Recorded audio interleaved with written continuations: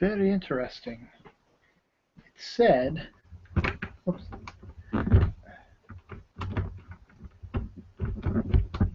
very interesting. It said I could broadcast for up to 8 hours on Google Hangouts. So maybe I'll hang out here for 8 hours. What do you guys think, huh? Hello, this is Dylan Knows, my 1 year anniversary special. Obviously, nobody knows it's on because nobody's watching it right now. And so I have no idea if you can hear me. I'm hoping you can hear me because I can't hear myself, and I'm not playing against anybody else, but I just remember I had trouble with it the last time. Hopefully, things are not a problem right now, but we're not here to talk about that right now. And hopefully, if I can't hear myself,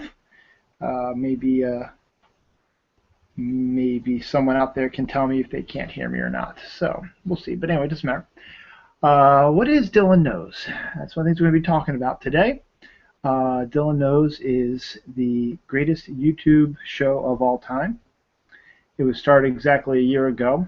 September 15th, 2013 was the first episode of Dylan Knows. It was a Sunday because my show is usually on Sundays at 12:30 p.m. Eastern Time. And actually, you know what? I'm going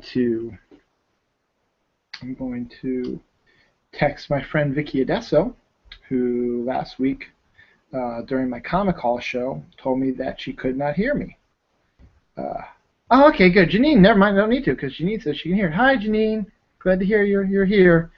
I'm glad you can hear me. I'm getting paranoid about these things. So, very awesome. Is there somebody else watching? Let's just check this out. Give me 1 second, everybody, and then we got lots to talk about. I just want to see what, because I like to have everybody on there. So, Janine, hi. Janine was one of the people who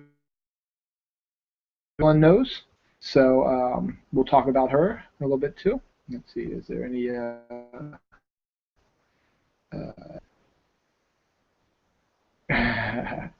okay.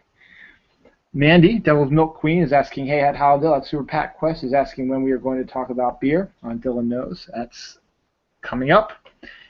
We'll be talking about that today too. So thanks, Janine. Thank you. I'm waving back. Thank you for letting me know. Sorry if I was a bit distracted because, first of all, I had a few things going on today. One, I'm not sure if the sound was coming through, but now I know it is, so fantastic. Thanks, Janine. And second, my son Noah had a little bit of issue at school. We'll maybe get into that a little bit. But let's talk about what we're really here for. Dylan Knows, the greatest YouTube show of all time, as I said earlier, is 1 year old officially today. Sunday, my show's usually on Sundays at 12:30 p.m. Eastern Standard Time, but I have had shows be on Saturdays and on Friday, and I might even had one on a Tuesday if I can recall. I think that was the first Doctor Who one I ever did was on a Tuesday. And that's the good thing about this show is that it's my show, and yes, 12:30 Eastern Time is the usual time it's on, but I like to mix it up a little bit depending on who I have on the show because I want it to be convenient for them as well to be able to be on the show and not be worried about anything or backed up about anything and make sure they can do it. So if they can't do Sunday at 12:30 for whatever reason, hey, can you do Saturday? No? Okay, how about Friday night? Okay, we'll do Friday night. I'm very open. I'm very loosey-goosey. I'm very laid back. And for those who know me, that's who I am. But Sunday, September 15th, 2013, was the first episode of Dylan Knows. My guests were Larissa, Daphne Dew, who I do my paranormal show with, and Tony Solo, who was basically kind of the brains behind this, and we're all going to get into the history of how this all started. So why don't we start there then? I'm a member of a group called the Snark Alex. Most of whom are watching are probably members of the Snark Alex, but if you haven't, Google us, and we have a website. You'll learn a little bit more about us, but basically we all started hanging out together via Twitter when we were all making fun of the sci-fi original movies, like Sharknado and stuff like that. Because they are so bad, we would watch them because they are so bad, and we had nothing else to do on a Saturday night because we're old. and we just started making jokes about the movies and the acting and the storyline and stuff like that. And we realized there were actually other people who were doing that as well. So we sort of retweeting each other's stuff and responded to their jokes, and they responded back to us. And before you knew it, we were following each other. And then we also started, talking outside of the Saturdays. We started to discover similar likes and dislikes. Loves of zombie shows, horror films, football, fantasy football, and family. A lot of us had families, married, children, stuff like that. Um, so it was slowly becoming a community, and it was just about a bunch of people who were hanging out on Twitter, making fun of sci-fi TV shows and movies, and it just spiraled out into regular TV shows because we discovered that you know, we're watching Law and Order also, or we're watching Sleepy Hollow also. Hey, so are they. Hey, let's hang out some more, and soon we became friends via Twitter. And then we were building up the brand of the Snark Alex, the name of our group. Uh, Tony Solo, who is for the most part, the mastermind, the grandpappy, the big cheese behind the Snark Alex. He created the website and maintains it, and it was fun for a while there. And then he started venturing into more things, and he discovered Google Plus has the Hangouts. So he was able to set up something with Mike Polinsky from the band Pagan, who also runs the Loud and Loaded 365 channel, 365 channel on the Loud and Loaded radio, internet radio. And Mike said, "Hey, if you want to do a show, I'll gladly air it on the radio show at the radio station at these times." So Tony said, "Okay." He got his friends and fellow Snark Alex, Kelly Toole and Melissa, to create this show, and Snark Alex Radio was created. And it was just basically I think at the time it was maybe a half hour to an hour long show where they were just talking about the sci-fi movies that we watched, or Walking Dead, or whatever stuff they want to talk about. And it started to grow a little bit. They also wanted to try to get as many Snark Alex as they could onto the radio show, and that was our first actual face-to-face look at with our fellow Snark Alex. We saw the avatars, and we read the tweets. We never actually heard how they talked, what their houses look like, because as you can see, it's my house back here. It's my basement. So now you know what it looks like. And so it became a good way to take the next step, as it were, in the relationship between everybody in the Snark Alex, and it led to some great things. And I don't know, I guess it was maybe early on in Snark Alex Radio, fifth or sixth episode maybe, I'll have to double check that, they asked if I would be on. And I was thrilled. I absolutely wanted to come on. I wanted to talk about Walking Dead because I had read the comics, and I was up there snarking with them on it when it was on, and discussing it through Twitter. So they had me on, and we had a really good discussion on I guess it was the third season finale, the one where Andrea died. So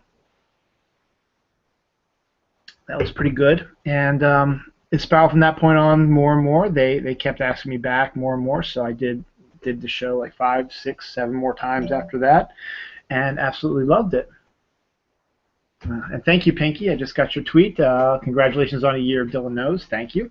Thank you, thank you. You're about ready to get mentioned, by the way, Pinky. Anywho, so, I was getting on a little bit. My wife, Dawn, she was getting on Snark Alex Radio a little bit too, and, things were just progressing well. And then, if I'm recalling how this all came about, I think at the time Sci-Fi was deciding that they were going to move the Saturday night movies to Thursday.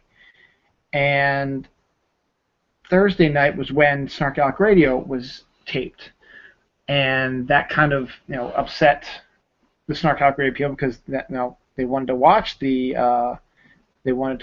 sci-fi films, but having it on a Thursday was not a great idea, because we're parents, we work, we've got kids, and we still have to go to work the next day. The movies are usually 2 hours long, 9 to 11, so we're going to bed at 11. Got to get up early the next morning. We probably would have had a cocktail or two because we love our cocktails, don't we?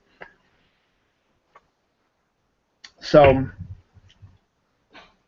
they came to a decision that they were going to move the show to Saturday. And I don't know how this all came about. I think I didn't want to watch the sci-fi films on Thursday, but we DVR'd them, and we were going to watch it on Saturday and have it like a regular Saturday, 9 to whatever. But that was like around the same time that Snark Alec Radio was going to be on. But we still wanted to do that, so they shifted to Saturday.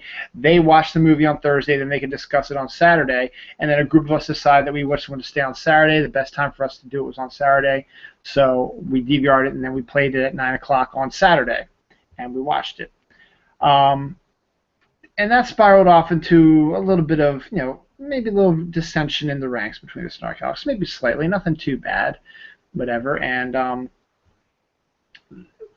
we needed to figure some stuff out, so Tony called me, or actually sent me an email, and also emailed Pinky, and said, hey, do you want to do a hangout so we can discuss what's going on with Snark Alec Radio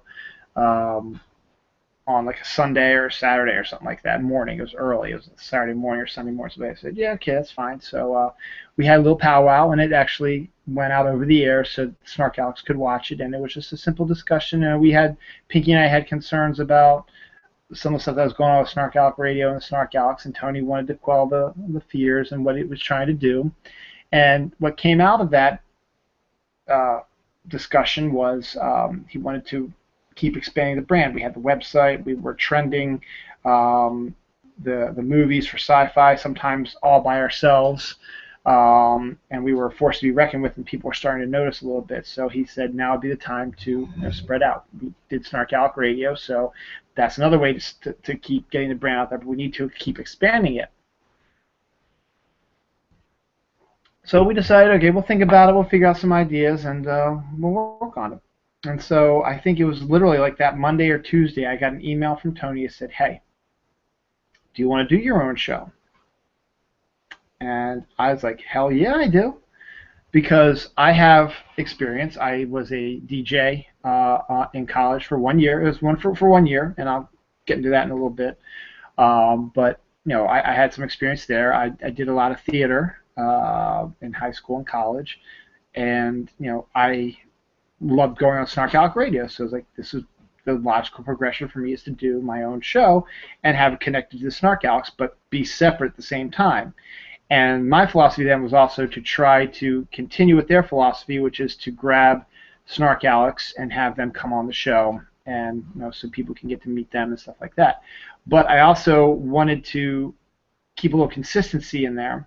So that was when I came up with the show, Dylan Knows. And it was also, I believe, Tony's idea when we were kicking around ideas, like you need to talk about stuff that we don't talk about on Snark Alec Radio, and like comic books or the paranormal. Like we hardly talk about that on Snark Alec Radio, so why don't you talk about that because you're interested in that? So I was like, okay, it sounds like a great idea. So I came up with the name Dylan Knows. I came up with a 4-week genre idea. Comic books would always be the first Sunday of the month, because I wanted to try to do something which I've gotten away from. Maybe I'll get back into it later on, but right now one of the things I wanted to do with my comic show was to do the look into the futures market, the comic futures market, and the comic book ordering catalog previews, which is the comic book stores use to order comics, is usually 2 months in advance. I don't know why. I guess it's just so they have plenty of time to print it and able to get the right amount to them and buzz some interesting things. So the comic retailers were aware of what was coming 2 months down the line, in like say a Spider-Man or Superman or Guardians of the Galaxy or whatever, and they would order accordingly. Now, if you went to these comic stores, you could probably buy a copy of the previews and you would find out for yourself. If you became a subscription person, you'd get a copy and you'd order what you wanted. So what I was going to do is I was going to buy a copy of the previews. I was going to look through it, and I was going to pick a few things out that are going to be upcoming next few months and tease them a little bit on the show. I did it a couple times, but just it was around the time where I stopped buying comics, so I couldn't buy previews anymore. So I just never went back to it. And I'm thinking now that I'm getting a little bit more money in the bank due to not having to pay for my son's daycare, or daycare for anybody for that matter, I might get a subscription finally to my comic store and get my previews for free, because I would have had to pay for it usually like that, and maybe I'll get back to that also. But that's the main reason why I wanted to do comics the first Sunday of the month. And then, the rest of the stuff was just sort of, okay, we'll haphazardly pick stuff. So then I had always loved to do lists. I have a blog on Blogger through Google, which actually is giving me fits right now, so I haven't written in a long time, and I probably won't because it is giving me fits. But I used to do lists all the time. I listed my top 105 REM songs of all time, Halloween movies, Valentine's movies, stuff like that, so just to get excited for things, the things that I liked, and wrote about them and discussed them. So I said, hey, why don't I do something like that every week? I can every second week of the month I will do a list show where we can discuss different things that I want to in a list format, because lists are interesting.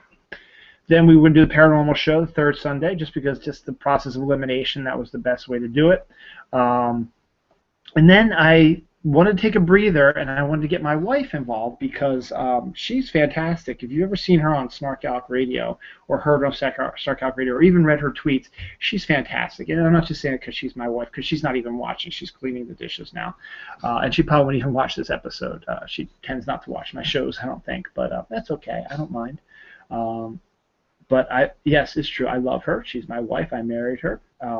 But those who know her, you know what I'm talking about. Her snarkiness, her intelligence, and she's great on Snark Alec Radio also, and also on Twitter. So I was like, you know what? Why don't we do a monthly thing with you? Not just me. I'll take a breather. I'll let you run your show, and I'll take care of the kids, and you do your thing.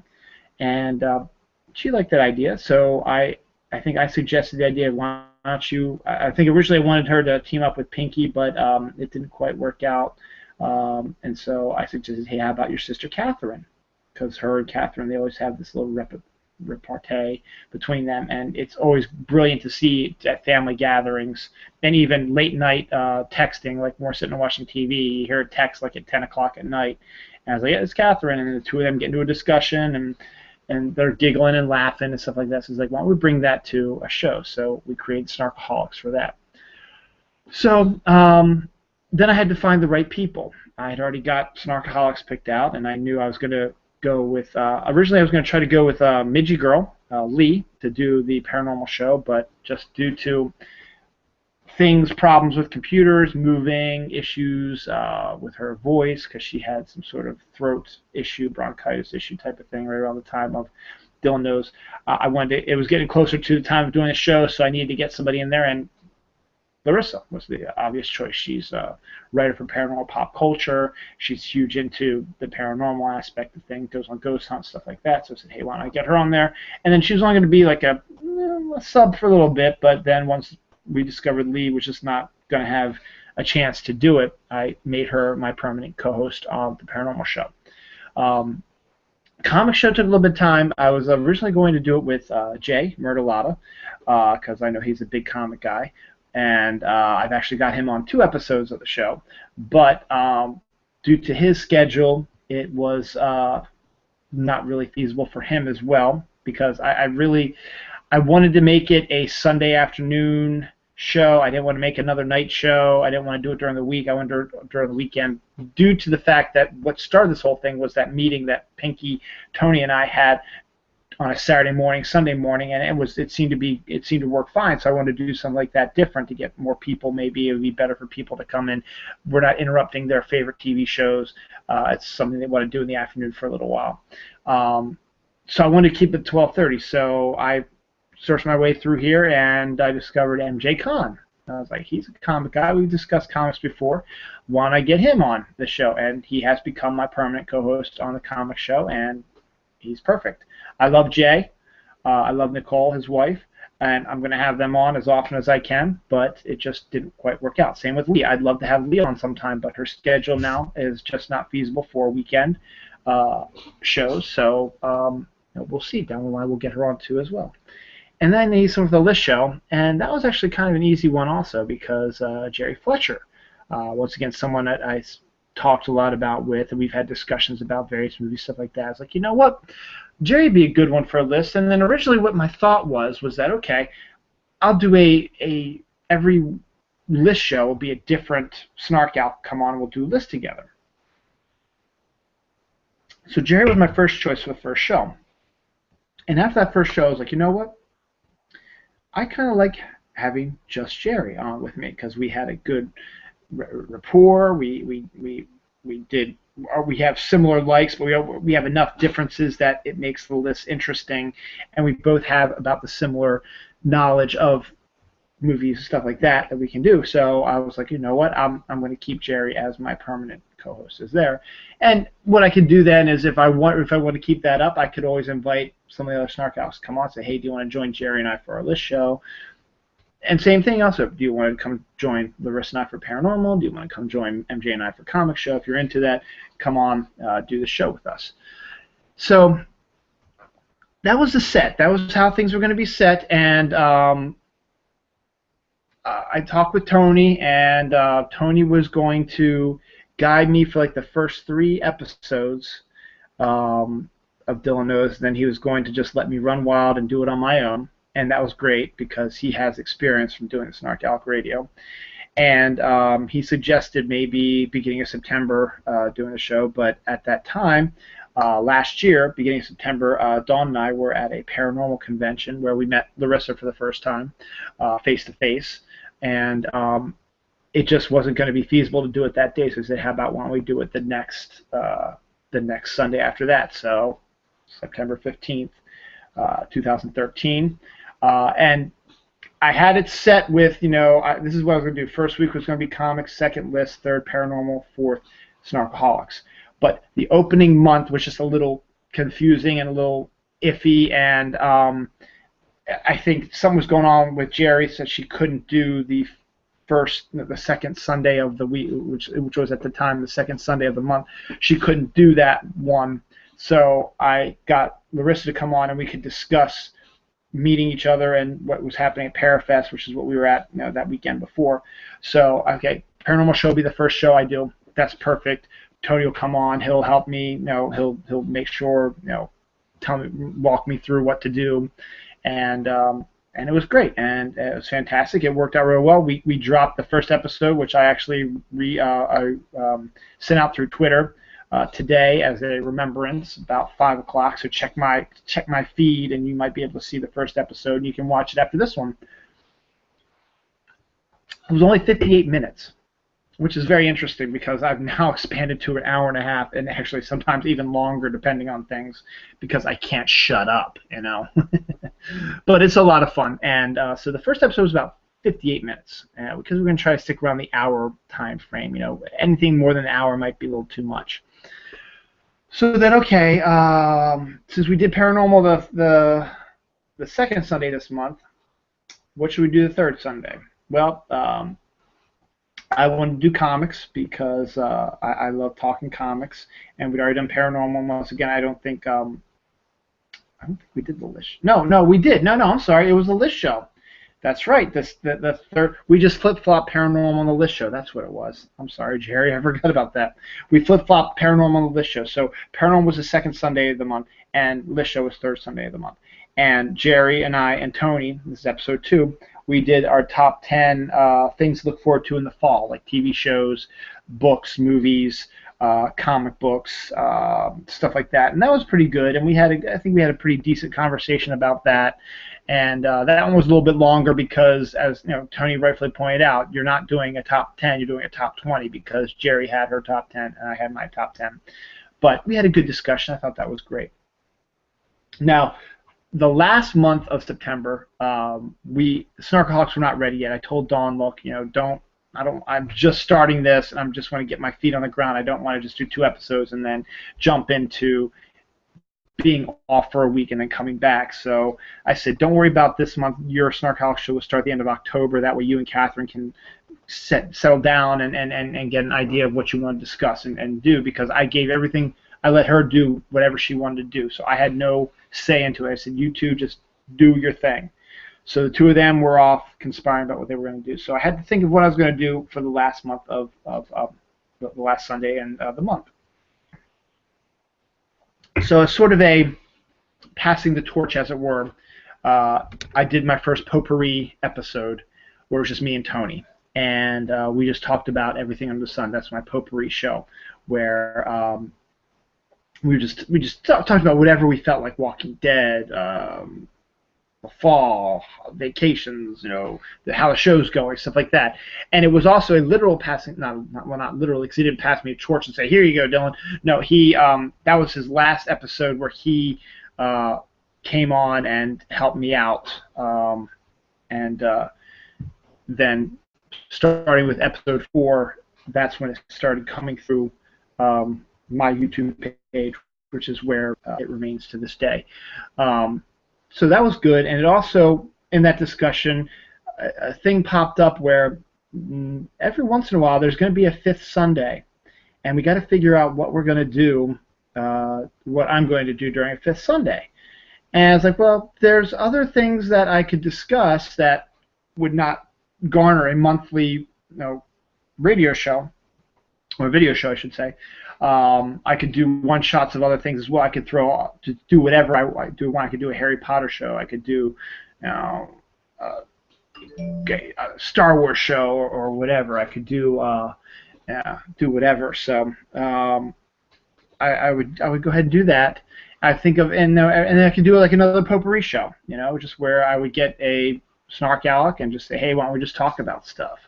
So that came to our fruition. That was the 5th Sunday was going to be just whatever I felt like doing at the time, depending on things. So then October begins, and we get into the rhythm, how I want it done. So the first Sunday of the month was comic books. MJ was on for the first time for the 4th episode, and that went really well.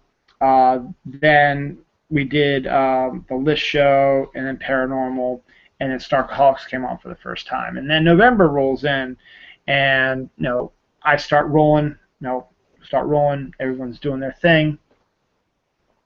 And then December hits. Now, December was a little bit of a crazy month, obviously, with Christmas, my daughter's birthday, so the weekends were getting kind of tied up pretty quickly. And I still kept to my theme, where I would do what I was going to do every month. But I think there was a 5th Sunday in December, so I had to figure out my first real 5th Sunday was going to be in December. And as we were getting closer to the end of December, which is right around Christmas, New Year's, that whole week, Dawn and Catherine just were so overwhelmed by Christmas and everything, which is totally understandable, that I said, you know what, take the month off, I'll think of something. So I think we did another potpourri show, and then the 5th Sunday show I was going to do Doctor Who. Now I had lots of friends who were talking to me about Doctor Who: Gary, Bronwyn, Janine, Patrick Smith, just a lot of people on Twitter just talking about the gens, talking about Doctor Who, and I had never actually seen an episode of Doctor Who.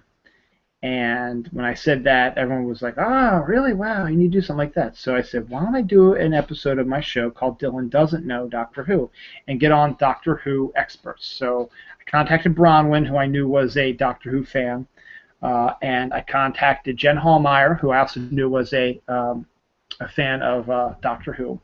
And Bronwyn suggested that I contact Alan Sizzler-Kistler, who is a guy who wrote some books about Doctor Who and is a big guy now in comics and Doctor Who and stuff like that. And I contacted him, and he was cool with coming on the show. And so we had it planned for, I think, that 5th Sunday. And I started having technical issues. I was having a problem with the computer, which is a consistent thing through my whole year of doing Dylan Knows, is the computer problems I had. And then Alan got a bad cold, uh, could whatever. So I regrouped, and just Bronwyn and Jen came on to do Dylan Doesn't Know on a Tuesday, and they convinced me to get into Doctor Who. And my stepdad had the Doctor Who DVDs, and Dawn and I were going to just watch them from the first Doctor Eccleston and try to get caught up before the new Doctor showed up this past month. Rather, I should say back in August. So that was my first Dylan Doesn't Know, and I haven't done one really since then, though there are things I can do, and I will do down the line. And then just things kept spiraling, and I started, getting more and more different people coming in. Patrick Smith came in as pinch hit a few times on the List show, and this was coming for some other sci-fi discussions. Janine has always been good, had her on I think 2 or 3 times. Jen Hallmeyer, I had on her a couple times. As I said, I had Jay, and Jay had Jay on twice, and I had Jay and Nicole on once together. And just trying to expand things a little bit. Just trying to get all kinds of different people in there. I got Cindy to come in to pinch hit for Jerry again. We talked. No, it wasn't Jerry. It was for Larissa. I'm sorry, it was for Larissa. We talked Stephen King, and I even had Pinky come on a few times, even though her connection wasn't that great.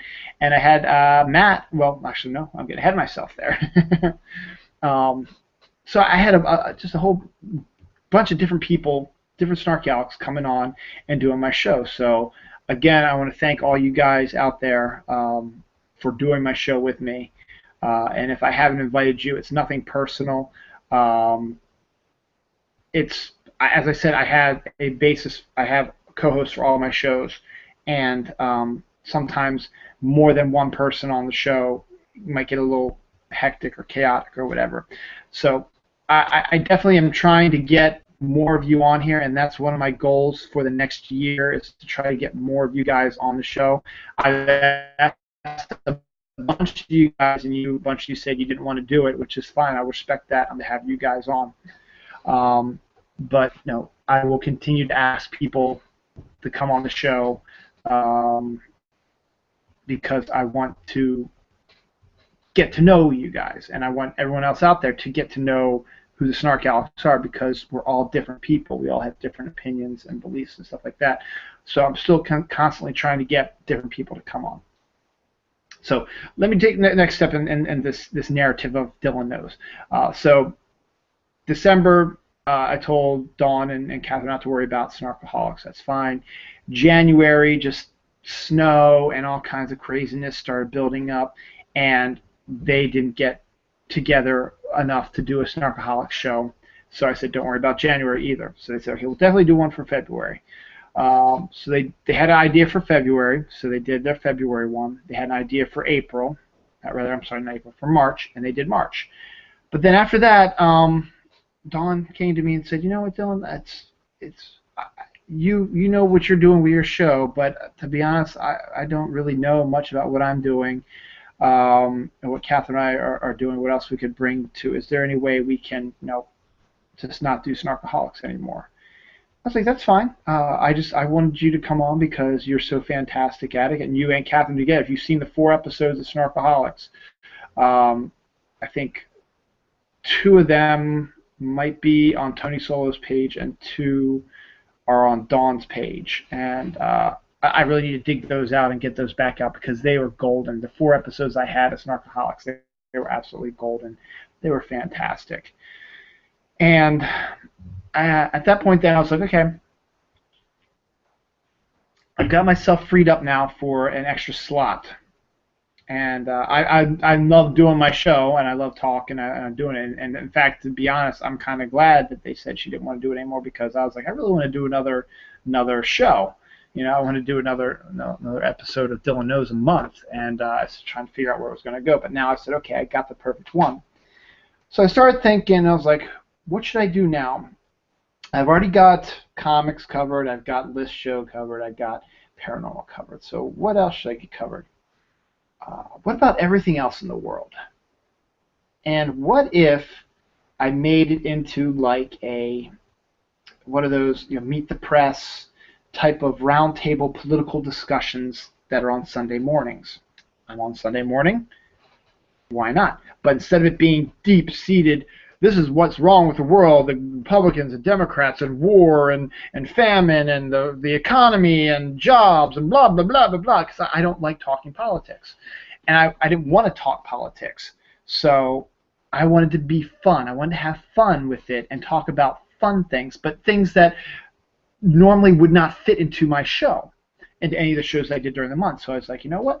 I want to do a round table, and I'm going to call it Dylan Knows International, and I want Bronwyn to be on the show. Bronwyn's Canadian, hence the international.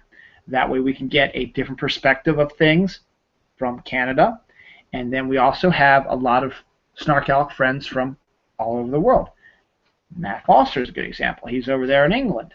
But Tony's over there in England now, too. I'd love to get her on the show. Rachel is down in Australia. I'm working on trying to get her on the show also. So we've got all these people scattered around the world in foreign countries. And yes, Canada is a foreign country. It's on North America, but it is its own country. It's not affiliated with the United States.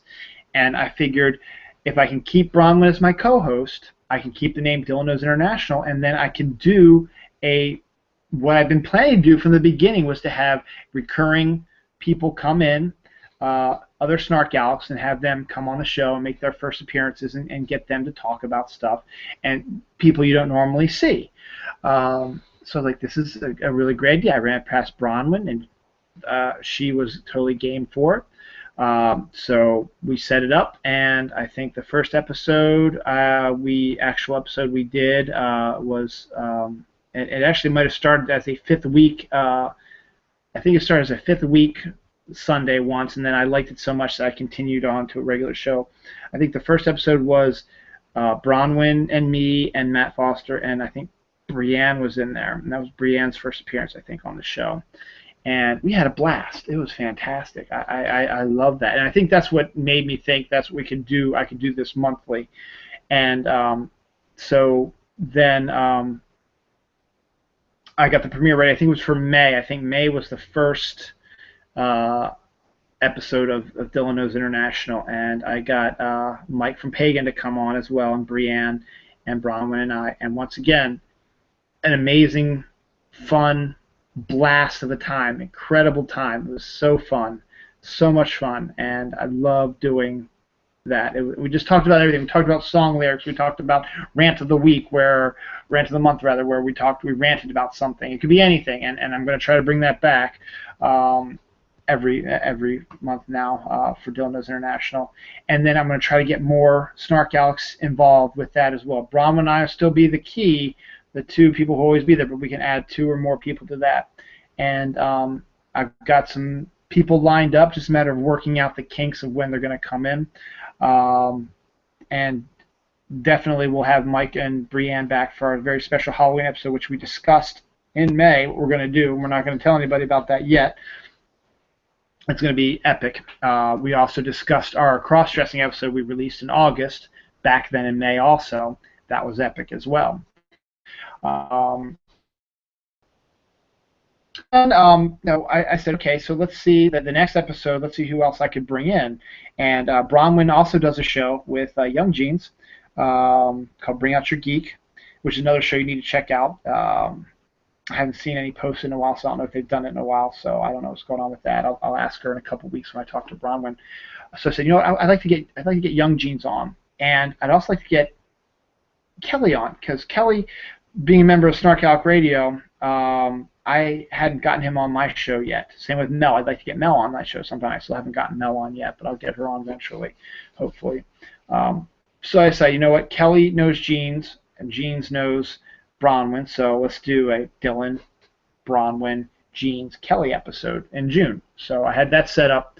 Then there were some issues with getting people to come on, so I said, let me also invite Brienne, because she's always good to come on. and I got her on the show. So I had my first really big round table, and that was a lot of fun also. And then July. What do we? Oh, July. Then July happened. Uh, I had technical difficulties with my computer the week of the paranormal show, so it was so bad that I could not do the show. So I canceled the paranormal show for July. And then the Sunday that International was going to be on, I was going to be in Virginia Beach on vacation, and I didn't know how the Wi-Fi was going to be at the house. So I tested it out, and the Wi-Fi was very weak. And in retrospect now, I wish I would have tried it out because Dawn actually did an episode of Snark Alec Radio from the beach house.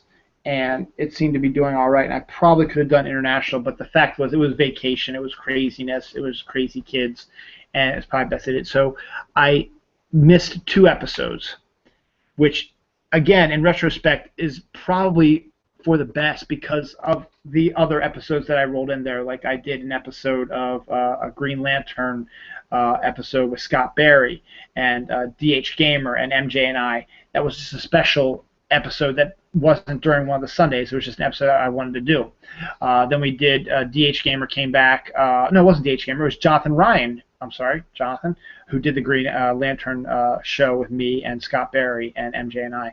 So we did that one, and then it was DH Gamer, MJ, and I who did our 2-part Batman 75th anniversary comic show. Once again, not affiliated with the comic show, just its own entity. And then some other potpourris that popped up. I think Patrick Smith and Janine and I did, well, we did the list show, the sci-fi stuff, but other episodes. So there were a bunch of special episodes that I did, and 52 episodes. 52 is a big number because there's 52 weeks in the year, hence my 1-year anniversary. And it just so worked out that on this date, I'm doing episode 52, and it would not have happened if I would have done those 2 episodes in July. If that was the case, my episode 52 would have been like last week, 2 weeks ago, something like that. So it just worked out, timing worked out properly where my 52nd episode, as in you can watch 1 episode of my show now every week for a whole year. And it just so happened to fall on the 1-year anniversary. So I'm very happy about that. So where do we go now? So that's just the basic premise of Dylan Knows. It's just me talking with some really cool people about stuff that interests me, and hopefully interests you. And what's great is that if you can't watch live, check it out on YouTube. I'm always sending it out there. I'm sending it to people to come check out. And I've gotten, I've leveled out around 30 or so viewers, so I'm okay with that, I guess. I'd like more. So, what do you want to do for your year, the next year, Dylan? Well, I'd like to expand the viewership. I'd like to have more people view. I'd like to get closer to 100 views for every episode because I think me and my co-host do some excellent work, and it's a lot of fun. And that's the main thing I want to do. I want everybody to have fun when they're watching the show. I want to try to get some more smart snarkaholics on the show. I'm trying to get the McKevnas to come on to Dylan Knows International. It's just a matter of working out timing and stuff like that. I want to bring Matt Foster back to International, and also Rachel from Australia, so we can have a true international episode. I've got Jessica Boyd, who is Moms Read Comics. She's the co-host of Comicosity Hangout, which is actually on right now live. So I'm sorry, Jess, that I'm taking your place, but 3 women who love comics and know a lot about comics, and they get the comic creators come on, they do interviews, stuff like that. So I want to get Jessica. I'd like to get Allison Berry, Scott's wife, as well, and even Karen, who also does it. I wouldn't mind having her on my show either, so I'd like to get them on my show. I am getting Jessica on my show once again, international, because she could only do the end of September, so she will be joining Bronwyn, Bronwyn's significant other Steve, MJ, and me for an episode of Dylan Knows International, which will be comic-centric, but I'm also hoping that we will be able to discuss some other stuff and maybe get just got a little bit out of her comfort zone of comics and maybe get to know her a little bit better about some of the things that she likes to do. And hopefully that'll lead for us to re-team with her again for an episode of the comic show with me and MJ, the first Sunday of the month. I've got the wheels rolling. I'm trying to get Dustin Perry from Ghost Hunters to come on. I had preliminary discussions with him and just sort of trailed off a little bit. He seemed interested when he commented to me, but he's a busy guy right now, and so I can totally understand things slipping through the cracks. But I'm going to go back in. I'm going to try to get him. I'll try to get him back on to do an episode of the international show. I want to get Gerald Webb. I've already talked to him. We've got some preliminary talks with Gerald Webb to come on do a show also with us. Maybe the paranormal show, because he deals with all those paranormal freaky movies, and get Larissa and I and him together and discuss his take on paranormal stuff and movies and stuff like that. I'd like to do that. I'd like to try to continue expanding, trying to get other people that aren't necessarily Snark Alex onto my show, that have specific things that they do, they're good at. I want to get Jonathan Ryan back on. He's a really good writer. We've had him on twice. I had him on the Paranormal Show discussing one of his books, and then he was a Green Lantern fan, so I had him on the Green Lanterns, and he's already said that he would love to do another episode with us when his second book comes out in his series, which I thought was coming out next month, but it's actually not coming out till next year, so we'll plan on something then. And just keep going with the consistency that I'm going with. I'd like to get Patrick and Janine back to do the second part of our sci-fi list. We did our top 5, I think, or top 10. We did our top 10 sci-fi shows, I think, of all time. No, we did our top 5. It was our top 5. And while we do our 6 to 10 also, we discussed trying to do that. I'd like to do that as well. I'd like to get Tony Solo back on. Get him on do an episode again with me. It's been a while since I've had him on.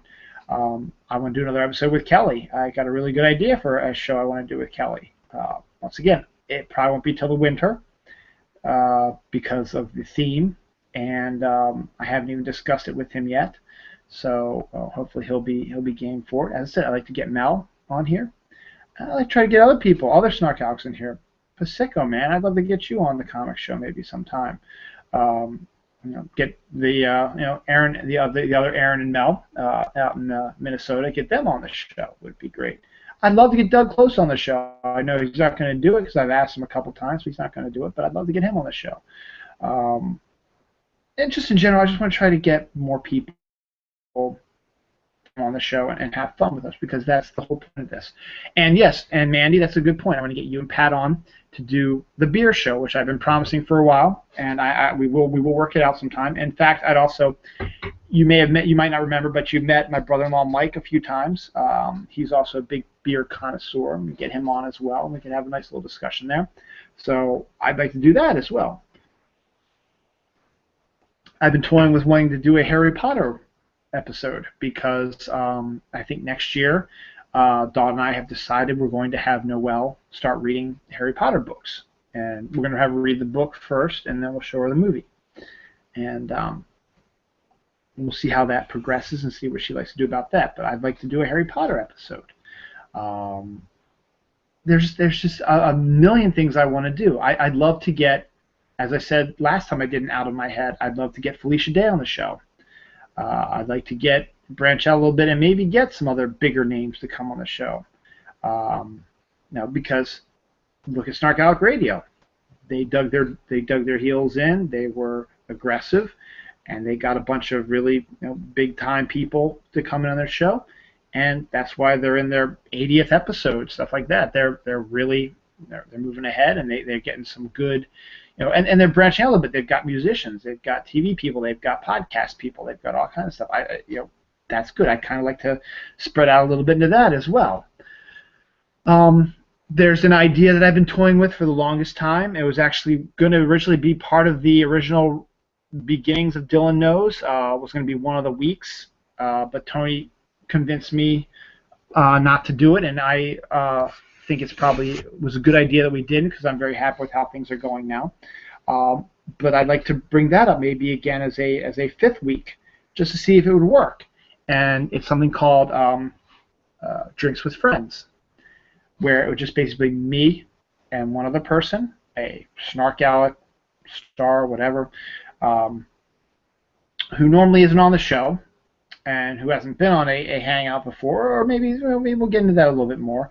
But instead of talking about what we normally do, it would just be a conversation between two of us, like what we're doing now, talking about our lives. It'd be like me interviewing them for a show, just to get them know about their likes or dislikes, getting to know the Sark Alec, a certain Stark Alec, whatever. I'd like to do one of those sometime down the line. So I got lots of ideas, and of course, just consistently, just keep doing the best show I can with the best people I can, and keep making it interesting. Sometimes it's harder than other times. It's hard coming up with ideas of what to discuss every week, but I'm just going to push through and keep doing it, and hopefully that'll work out. So that's what's going on with Dylan Knows. I was going to delve into some other things as well, but I still got some time, actually. I'll probably get into a little bit of stuff. So I covered pretty much what I want to. So I want to thank you all again for bearing with me for 52 weeks, and for being there, and for watching. I got my lone viewer still watching, but once again, that's just what Google Plus is telling me. That's just, I guess, viewing from Google. Other people might be viewing from YouTube, and I don't see that, or I just don't see. I don't quite know how it works. Now I got 2 viewers. I don't know exactly how that works. I think I have more than 2 viewers out there watching. I hope I have more than 2 viewers out there watching. But if I don't, it's okay. I'm doing this because I like to. But I want to thank the viewers. You guys put up with me yammering about whatever I feel like, and you come in and you make good comments on the Q&A, or you send me nice tweets, and you're all so sweet and so great when you tell me how great the show was, and it makes me feel good that I've entertained you in some form, and I'm going to continue to entertain you, and hopefully it be bigger and better, and hopefully be pretty good. And I don't know if I might get into any more things, because right now I pretty much got what I wanted to say out there, and this other stuff just seems like it would be like an added-on expense. This might be something else. So these out of my heads that I've been doing, where it's just me talking, I like doing these as well. So I'm going to probably continue doing some of these also in the next year. But what else is going on in my YouTube life? Well, I've got 2 other things going on as well. I've got 2 other shows along with my Dylan Knows. Dylan Knows was the stepping stone for me, and now I've got 2 other shows because I'm a pro at doing this now. Well, despite the fact I have technical problems, I feel I can. I have a rapport with the Google Plus. I know how to do these things, and it gives me a chance to branch out and do some other things. I love comic books, and literally back in May, I think it was actually, it might have been April, I had the idea. I think it was April, actually. I was just giving my son a bath, and it was a Wednesday, and it just flashed to me. It was like, you know what? Thank you, Helena and John are watching me. The McGevnas are watching me. Thank you. If you might have missed earlier, I'm working on trying to get you guys on. It might not be this month, since I'm getting a little packed up here, but it might be maybe next month. We'll work some stuff out, and I'll talk with you guys, and we'll figure something out. But I want to get you guys on the show because you have been big supporters of the show as well. But yeah, so I was with my son, and I was giving him a bath, and it was a Wednesday, and I had just gone to the comic store, and I got my comics, and I was thinking about my comics while I was bathing my son, and I was like, you know what?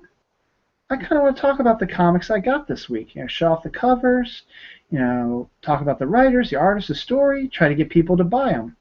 And that instant, I came up with the Comic Haul, and that's my the semi-weekly show.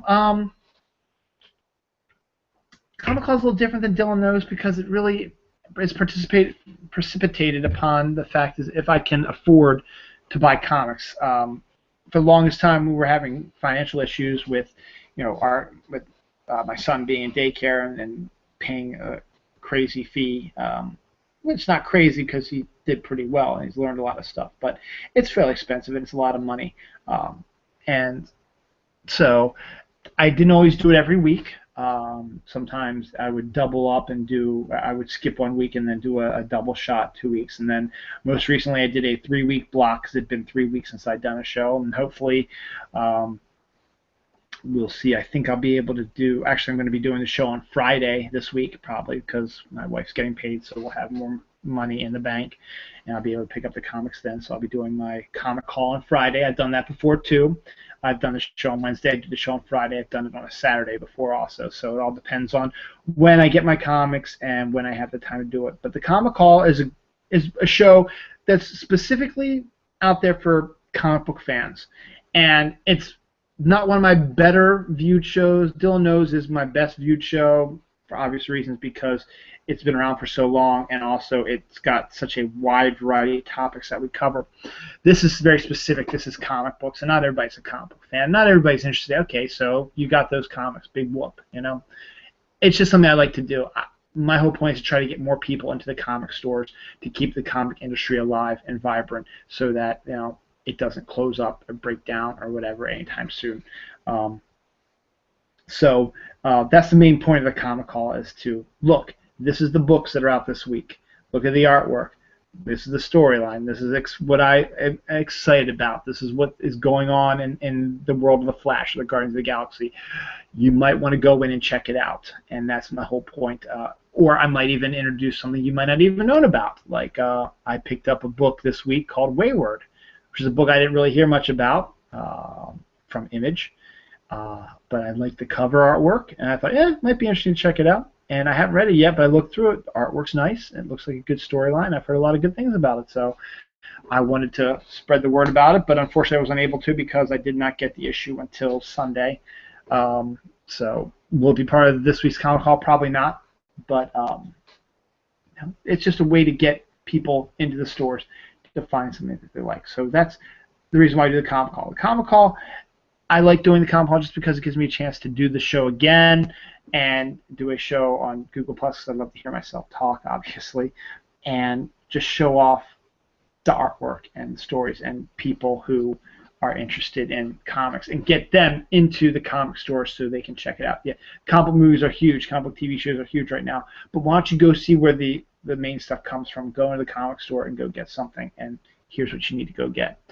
So that's the comic call. My newest show is a fictional show called The Assistant. I believe Tony and Mike and Kelly and Dawn talked about it, and even Scott McDonald talked about it a little bit on Star Talk Radio last week. But for those who don't know, I dropped 6 episodes of my fictional show, The Assistant. This is an idea that I came up with. I've always been interested in filmmaking and acting, and I just never had a chance to really do acting right now, or I wanted to be a filmmaker, and with the advent of smartphones, so like that have built-in cameras now, you don't have to buy a big video camera, and you can actually now videotape yourself video and then just upload it to YouTube, and there you go. You got yourself a little mini movie. So I remember this distinctly. It was during the summer, and my son and I forget where I think my daughter and Dawn were at a birthday party. Dawn's not Dawn, Noelle's one of her friends had a birthday party, and Dawn took her to it. So I think that she was there. So Noel and I wanted to go out and play around a little bit. So we went to the playground, and we played the playground. We walked around just our neighborhood and stuff like that. And we were playing over at Noelle's elementary school, which is now Noah's elementary school. And Noah has a crazy imagination, and he came up with ideas that let's shoot invisible bad guys. So we were walking our way, and I was like, okay, it's time to head back home, buddy. So from the elementary school back to our house, which is about maybe a 10-minute walk, if that, maybe 5. No, it's probably about a 10-minute walk. It's a nice walk. It's a straightforward walk. It's not a long walk. We crossed a lot of baseball fields because we walked through the baseball diamonds of the giant middle school we have up here. They have 4 baseball diamonds. Is it 4? Hold on. No, more than that. Hold on. 1, 2, 3, 4. No, they have 4. They have 4. They have 4. Hold on a second. No. 1, 2, 3, 4. No, they have 5. They have 5 baseball diamonds. So it's a big field, and people take their dogs and other kids play there like that. So we were walking from the elementary school to our house, pretending there were invisible bad guys around and shooting them with our sticks and pretending to have invisible bows and arrows and shooting them and stuff like that. And it was a lot of fun. And I started thinking, like, yeah, that might be a fun show. I'd like to record this maybe and just be a fun show, like Noah fighting bad guys or whatever. And then just started spiraling to an idea. It's like, well, why don't I do that? And why don't I, do a show about, monsters or something. And just kept spiraling, and then throwing a touch of Doctor Who, and you get The Assistant, which is what my show is about. Now, to answer a few questions that I've heard, I guess a lot from Tony and Kelly and Mike and all that. One, I'm going to be dropping new episodes every Monday. That's the only day I'm going to do it. I'm not going to do it any other day unless I miss it for whatever reason and I do it some other time, but you'll know plenty of time. But Monday is the date I'm going to drop the newest episode. Now, I've been dropping 2 episodes a week because I had a whole bunch of them filmed already. I have 1 filmed right now. So I need to film another one if I want to drop 2 next week. Or I might just go back and just drop 1. We'll see. But my show is The Assistant is not. It's a show that has no script. I'm doing everything out of my head. That's a show out of my head. I talked about this last week when I did an out of my head episode, but I'm just going to reiterate again. It's all out of my head. I'm doing everything improv. I've got a general storyline which I want to go from point A to point B. I know how I want to get there, but there's a lot of stuff in between. I don't know what I'm going to do yet.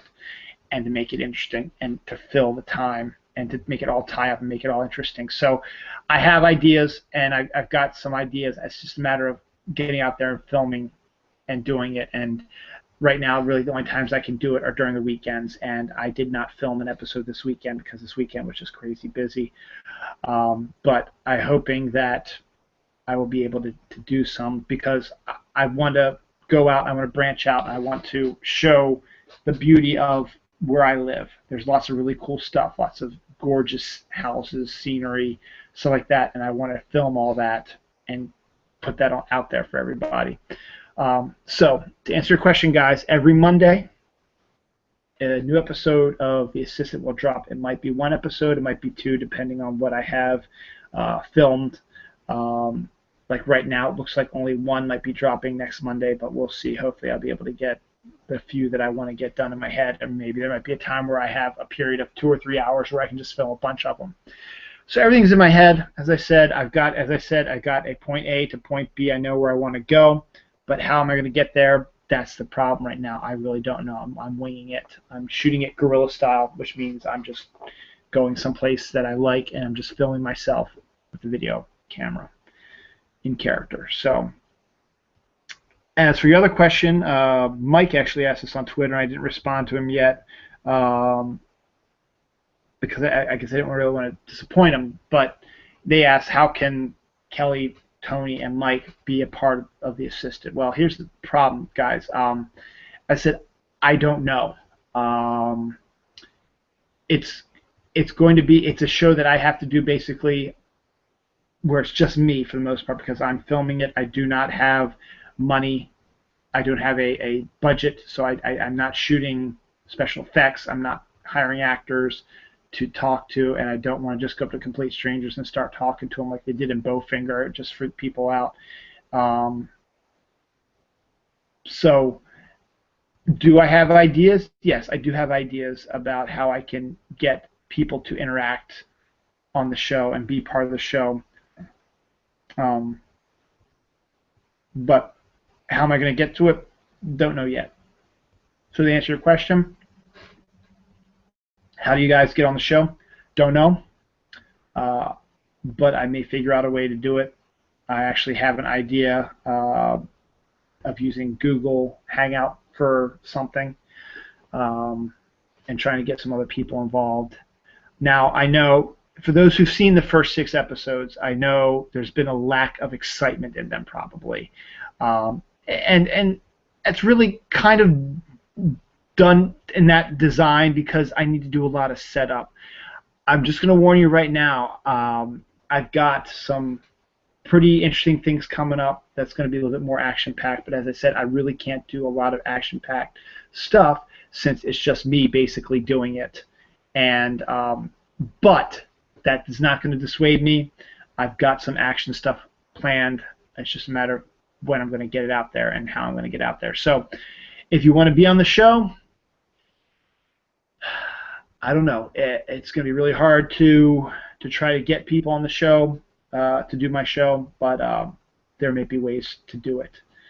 So I will definitely let you guys know. As I said, as I said last time we did an episode out, I had my end date is sometime in July next year.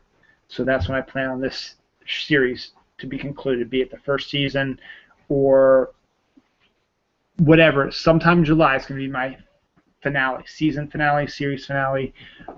Depends. I know how it's going to end. I know exactly what I'm going to do. It's just a matter of getting there. So stay tuned for that. I do have a lot more I want to talk about, but it's getting late and I'm getting tired, to be honest. I am going to do another one of these probably in the next 2 weeks or so because I just came up with a great idea today. I've always written. One thing you got to know about me is I'm a huge holiday guy. I love holidays, and I like to get the feeling of the holidays leading up to the holidays. Like, I love the lead up to the Christmas season, watching Christmas shows, watching Christmas movies, listening to Christmas music, buying presents, wrapping presents, decorating the house, talking about Santa's visiting, the kids, and just the whole feeling of the spirit. Same with Halloween. You got a whole month to go to prep for Halloween, watch scary movies.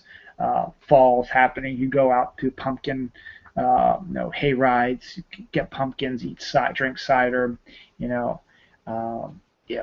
and also focus on underrated. I think Thanksgiving is one of the most underrated holidays ever. I love Thanksgiving, and it might not have the clout of a Halloween or a Christmas, but it is a great holiday. It's a fun holiday, and what makes it so cool is that for most people it's a 4-day weekend, and 4-day weekends are very rare in this day and age.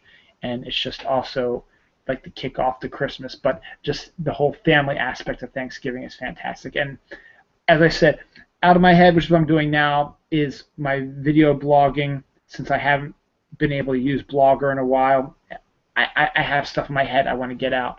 So you're going to see a lot more of these Dylan knows out of my heads. And as I said, I'm going to do a big one at the end of the month in a few weeks. I'm going to call it 31 Days of Halloween. This is something I've done for a while. I've written down a scary movie to watch October 1st, 2nd, 3rd, 4th, 5th, 6th, all the way down to the 31st, and talk about it a little bit. So I'm going to do a show about that right before Halloween, right before October 1st happens. So keep that in mind and listen in and follow along with me. If you want to watch a movie a day, these are the 31 ones that I would recommend myself. I'm not a big horror fan, but I'm able to find some really good Halloween-style scary films. Is there anything else I wanted to talk about? I want to talk about a few things. I guess I could kill 20 minutes if you guys don't mind. Let me keep talking. I'll keep talking. I said that I'm not going to get into politics and stuff like this, but this is just something I need to get off my chest. I am a Baltimore Ravens fan. I'm also a Baltimore Orioles fan. I'm in the Reisterstown area. I live in Maryland. I've lived here my whole life. Been Orioles fan and Ravens fan my whole life. Well, Ravens since '96. Orioles my whole life. Never really was a big Colts fan because I wasn't big into football before they left, but I missed football over the 13 years that they were gone. And then when the Ravens came on, I said, I'm not going to let that happen. So I became a football fan. Now, you'd probably be living under a rock if you don't know what's going on in the world of football and even baseball right now. You might not know so much about baseball, but football right now, our former running back Ray Rice has video of him punching out his then fiance and now wife, Janae, in an elevator in a casino in Atlantic City. And it's damning. It's very damning. I do not condone spousal abuse, and that goes for both men and women, because I know some men who are abused by their wives, which may sound ridiculous to some people, but it happens. It might not necessarily be physical abuse. It could also be mental abuse. And I know some people who can be abused that way. But yes, men abusing their wives is a much bigger deal than wives abusing men, and it happens more often, which is a shame. So Ray Rice has videotape. There's two videotapes of him, one dragging his wife out of the elevator, and then the other one that just released recently of him actually hitting his wife, which is not good. And here's the thing. As I'm going to once again preface this, I do not condone wife beating. I'm glad he's no longer a Baltimore Raven. But I'm not going to pile on him. And the reason why is because he's not a bad guy. This is the first time he's ever done something like this. How do I know? Well, I do a lot of reading. There's investigative journalism. No one has ever had any complaints. None of his other girlfriends. Jen A., this was the only time that she said that she hit her. So he's not a chronic wife abuser. He's also a guy who's never been in trouble in his whole life. Not through high school, not through college, not through the NFL. There are guys out there now who get drunk, get stoned, kill people, rape people. And there are other abusers out there now too. And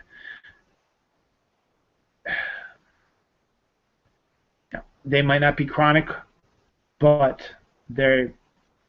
some things have happened that are different than the Ray Rice case. Ray Rice did not get convicted on the charges of abuse. Instead, he is taking community service, and he's doing a rehab where he and his wife are going to counseling to make sure it doesn't happen again. This is a one-time deal. He's never done anything bad. You could say, well, yeah, what about the spitting incident? I'm still backing on him that I do not believe that he meant to literally spit on somebody. I think in the heat of passion, he was talking, and the spittle just happened to fly out of his mouth, because that's what happens when you're yelling and you got saliva in your mouth. But he's never chronically abused his wife. As far as we know, yes, it's true. I don't know the personal ins and outs of them, but they have never been in the world where you have Ray Rice, a football player in Baltimore. If his wife was abused constantly by him, something would have her going to the hospital, people out on the street with her taking pictures of her, because they get pictures. There's paparazzi here, and they take their pictures. And not once has anything appeared where appears that she's been beaten by him on a constant basis. And that's the problem with lots of this going on nowadays, is that they hear he beat his wife, there's proof of it on the video, he punched his wife, well, he must do it all the time. No, that's not the case. Not every time. Yes, there are people who chronically abuse their spouses, and those people make me sick. People who do it once make me sick. Ray Rice made me sick. But the fact that the people piling on top of him, and people saying, well, if you don't wish death or destruction upon him for beating his wife, then you're condoning it. No, I'm not condoning it. But you don't have to be a complete dick about it. He's a one-time offender. It happened once. He was not convicted of it. And the NFL suspended him for 2 games. That was the NFL's fault. I thought that was a very light sentence. I thought he should have gotten 6 to 8 games. I think 8 games probably would have been appropriate. That's half the season. That is a big sign. It gives you've lost half of the season of wages. you haven't played for half a season, and by about the halfway point, there's not really a lot of question about who's going to be heading to the playoffs or not. Yeah, things can change, but you pretty much know what your team is like after 8 games. So I think 8 games probably would have been inappropriate, even before this video came out. The video is shocking and it is disgusting, yes. But the fact that he only got 2 was disgusting. And that was where all this really started coming from.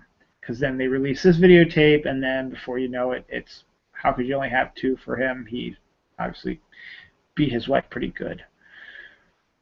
So that was the NFL's fault on that part. And they're still floundering about this. There is a Carolina Panther, I don't know what his name was, who has been convicted. There's a difference. He was convicted of choking his ex-fiancée, ex-girlfriend, ex-wife, whatever. Choking her. Convicted. And up till the last second, he was going to play football on Sunday. Carolina changed their mind for one main reason. That was Adrian Peterson, which I'll get into in a second.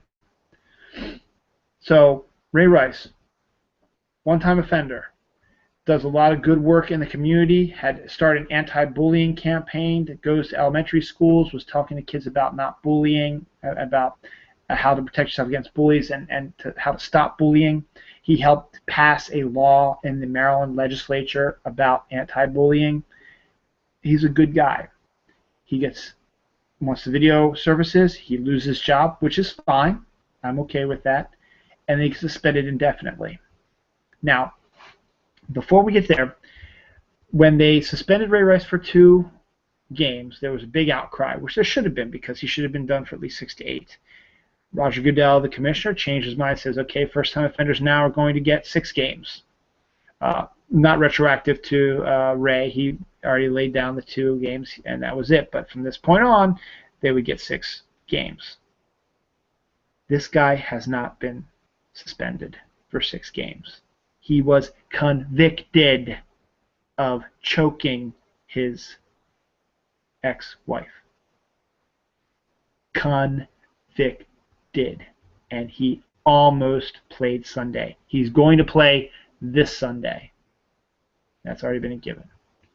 There's a guy in San Francisco who's currently being in a court case, due process, whatever you want to call it, being investigated for abusing his girlfriend, wife, fiance, I don't know. He played last night. Let that sink in a little bit. One, a convicted abuser, almost played on Sunday, has not been suspended 6 games yet, or kicked out indefinitely. Another one, who's in the middle of being accused of assaulting his girlfriend, fiance, whatever, played last night. I can almost see that because he hasn't fully been convicted yet, but he's under suspicion of abusing his fiance, wife, girlfriend, whatever. Shouldn't you have a 6-game suspension? Because Ben Roethlisberger of the Pittsburgh Steelers was accused twice of raping women. Never got charged, never got convicted, but was accused twice. Because of that, while he was being accused and the whole due process going on, they suspended him for 4 games. He was out for 4 games. I think he should have gotten more, even though in the end he turned out that he didn't. No, they never convicted him of raping anybody. Ray Rice has been kicked out indefinitely. All because there's video of that. But a convicted abuser, almost played on Sunday and is going to play this Sunday. There's something wrong with that. And yet everyone just keeps piling on Ray Rice. They are totally ignoring these other 2 stories. And that's because there's the video. And that's the main reason why. Now, something to say about that case, because I'm actually tired. I'm sick to death of this. It's done, over with. He's not even a member of our team anymore. But him and his wife are working out their issues. And that's what you want to do. Second chances are usually a good thing. He's not a chronic abuser. They're working out their issues. So why don't we stop laying on the guy. If he hits her again, by all means, take him to town, destroy him. But he's trying not to be a bad guy. He's not a bad guy. That brings us to baseball. Oh, I'm sorry. No, it doesn't. Take us to Adrian Peterson. Adrian Peterson was deactivated for a game on Sunday. Why? Because he was, I don't know if he was convicted, but he beat his child with a switch. Now, normally that's okay because I think a lot of times, I mean, you need to. I think what the problem is with a lot of kids nowadays is that they're not getting the punishments they deserve. There's a lot of really bad kids out there now whose parents don't give a damn and let them do whatever they want, and so these kids become terrors. And discipline begins with the parents. I was disciplined by my parents. I was spanked, and I'm okay with that. I've never spanked my kids. Maybe once or twice, maybe, but I've never spanked my kids. But I've sat down and I've discussed with them once what they've done wrong and tell them how unhappy I am that they are doing things that they're not supposed to do, to try to beat into their heads that you cannot do this.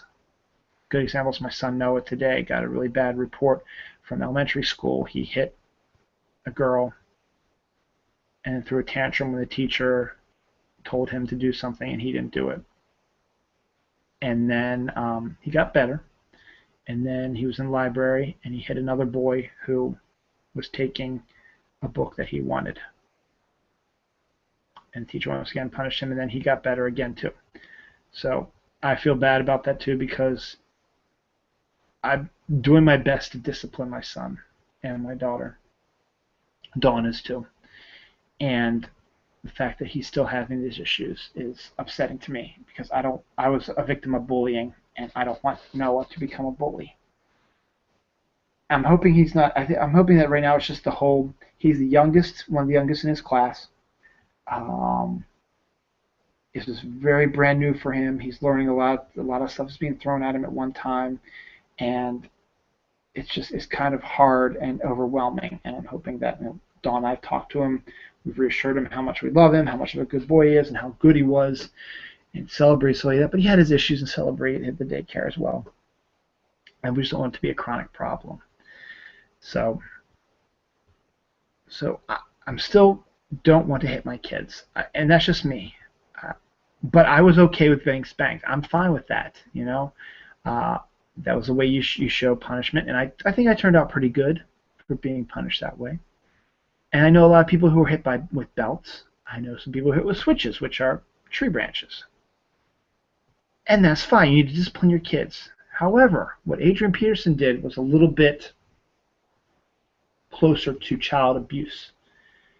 And they showed pictures of it. It was multiple hits on the leg, crotch area. A lot of hits. A lot of hard hits. This is Adrian Peterson. He's a strong guy. A lot of hard hits. Kid was acting up, yeah. And maybe did he deserve it? Sure. Not multiple ones, and especially not in the crotch area. Once, maybe across the butt, you're done. You do it again, I'll do another one. He was deactivated by the Minnesota Vikings for technically abusing his child. I mean, is it really child abuse? Yeah. It's hard to say. The case is still kind of fresh. I agree that parents should discipline their children and discipline them in some way they can, but sometimes if it's overkill, it's overkill. You burn your kids because they do something bad, that's bad. That's child abuse. If you punch your kid for doing something bad, that's child abuse. That's bad. If you throw them against a wall, if you throw them out a door, you slam them against a wall, you knee them, you kick them, you punch them, you hurt them, that's child abuse. You slap them in the face, maybe once, okay. That's not too bad.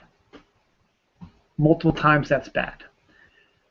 Smack them on the butt once, twice. I got smacked maybe 3 or 4 times, maybe 5 times if I got in trouble. And that was that. I didn't do it again.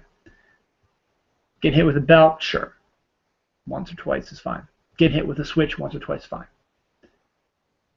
But you can't hurt the kids. You cannot abuse your kids. You cannot hit them hard multiple times.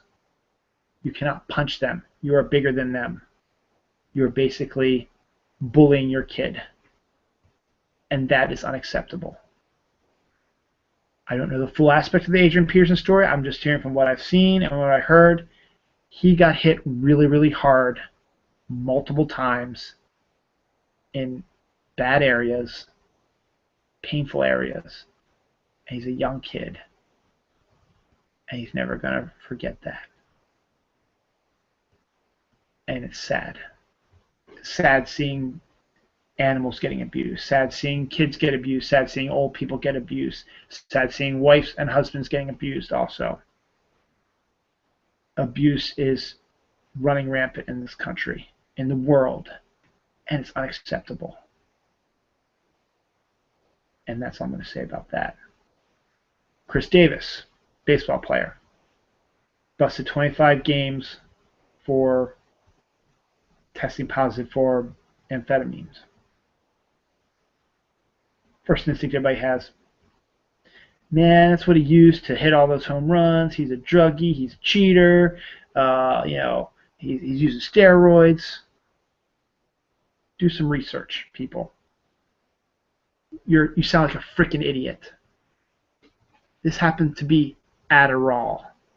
Do you know what Adderall is? It is a part of the amphetamine family. It is not a performance-enhancing drug like steroids. Adderall is used to help people with ADD. Chris Davis has been diagnosed with ADD a long time ago. And here's the other kicker too. It's on the Major League Baseball's banned substance list, but it is one of the drugs you can actually get a waiver from a doctor from to use it. Which means if you get the waiver from the doctor, you can use Adderall and play baseball.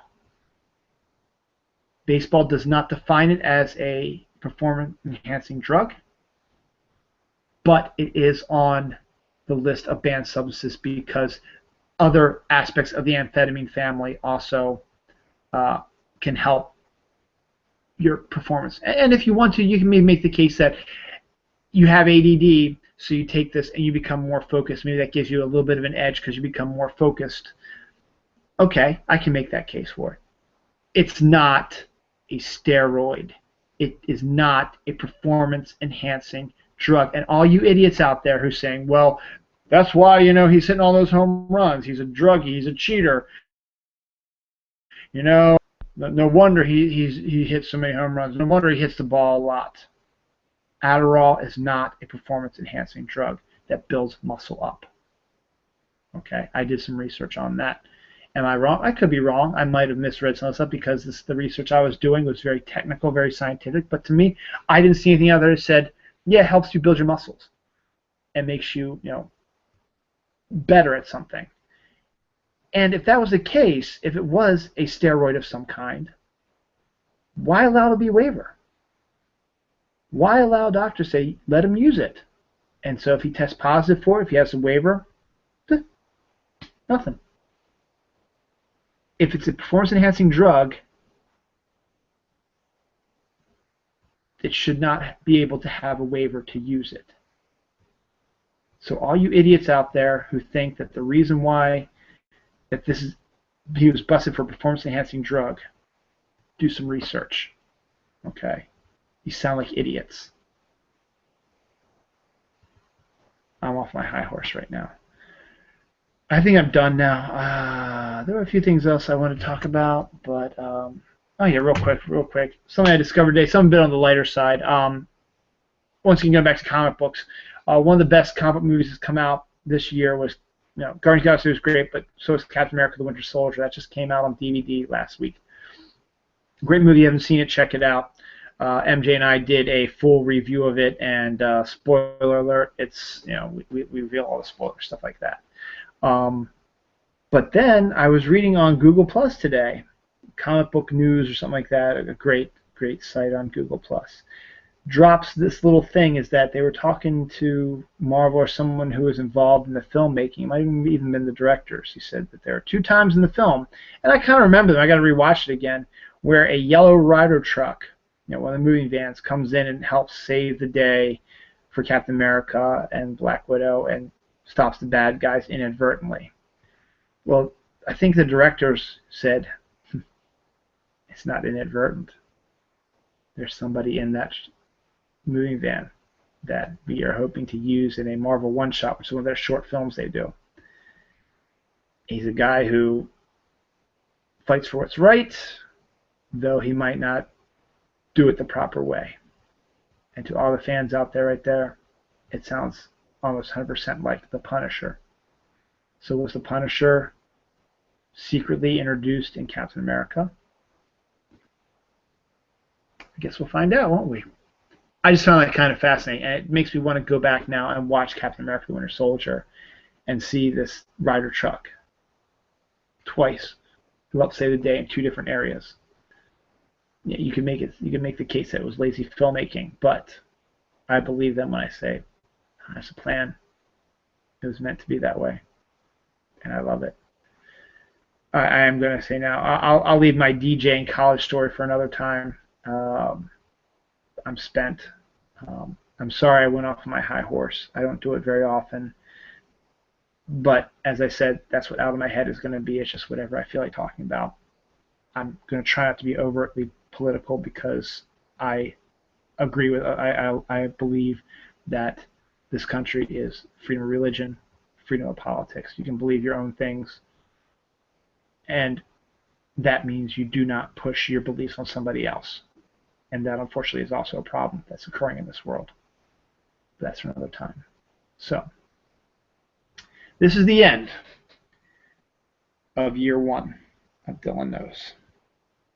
It's been a whirlwind year, and doing this show has actually, to me, made the year go by pretty quickly. I almost can't believe it's almost October again. October is my favorite month. Well, fall in general is my favorite month. October, November, December, my favorite months of the year. And we're entering those right now, and I'm giddy as a schoolboy. So, this is the end of year 1, episode 52. Year 2 starts on Sunday with me and Larissa, Daphne Dew, talking paranormal stuff. Hopefully we won't have the issues we had last time where the computers were bad again. So Sunday 12:30, year 2 starts of Dylan Knows. Pretty much where year 1 starts with Daphne Dew and Larissa talking paranormal stuff. Hopefully we'll find some cool stuff to talk about. So watch that. Snarkalic Radio, as I talked about earlier in the show, the granddaddy of me all, of the show. Thursdays, 9 o'clock. Kelly Toll, Tony Solo, Mike from Pagan. Check them out. They'll be chatting about all kinds of different things. 10,000 BC for one, that movie on Sci-Fi this past Saturday. Some other stuff as well. And then after that, what do we got? Got some Comic Call. Got some episodes of The Assistant coming up. Maybe some surprise episodes of Dylan Knows. I've got my Out of My Head 31 Days of Halloween coming up. My Dylan Knows International is going to be a great comic book one with Jessica from Comicosity Hangout. MJ Khan, my co-host from Dylan Knows Comics. Bronwyn, my co-host from Dylan Knows International. Her significant other, Steve. It's going to be a blast. It's going to be a lot of fun. So year 2 starts now. Actually starts on Sunday, 12:30 p.m. Eastern Standard Time. Until then, go back, take a look at some of your favorite episodes from this past year. Spread the word to your friends that Dylan Knows is a year old and ain't going anywhere. Thank you all again for watching.